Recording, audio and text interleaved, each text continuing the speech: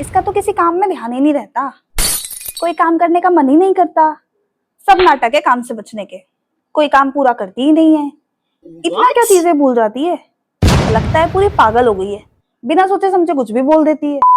अगर तुम भी ये सब रोज सुनती हो या आप किसी के लिए ऐसे वर्ड्स यूज करते हो तो रुको, ये कोई पागलपन या फिर नाटक नहीं है, ये एक न्यूरोलॉजिकल डिसीज है जिसे ADHD यानी कि attention deficient hyper activity disorder कहते हैं। इस डिसीज में जल्दी ध्यान भटकना, कोई काम पूरा करने में डिफिकल्टी होना, बार बार चीजें भूलना, किसी चीज को लेकर बहुत ज्यादा रेस्टलेसनेस होना, बिना सोचे समझे ही कुछ भी बोल देना जैसे सिम्टम्स दिखाई देते हैं। ADHD में ब्रेन केमिकल्स जैसे कि dopamine and attention regulation effect होते हैं, लेकिन यही सिम्टम्स सिर्फ ADHD में नहीं होते। PMOS, स्ट्रेस, एंजाइटी, नींद की कमी, ओवरथिंकिंग, डिप्रेशन, थायराइड इश्यूज या फिर कमजोरी या आयरन डेफिशिएंसी में भी ऐसे साइंस देखने को मिल सकते हैं।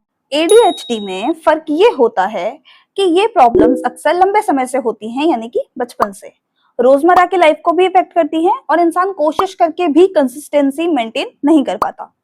लेकिन इसके लिए ट्रीटमेंट भी बहुत इजी है। बिहेवियरल थेरेपीज, लाइफस्टाइल चेंजेस यानी कि स्लीप, एक्सरसाइज, रूटीन, काउंसलिंग, कुछ केसेस में मेडिसिन से भी ठीक किया जा सकता है।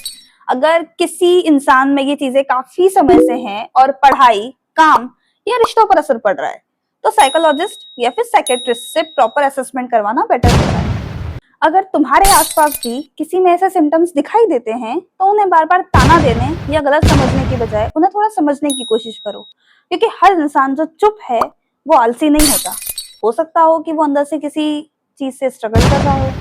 कभी कभी सिर्फ सपोर्ट, पेशेंस और सही तरीके से बात करना भी किसी इंसान को बहुत संभाल सकता है।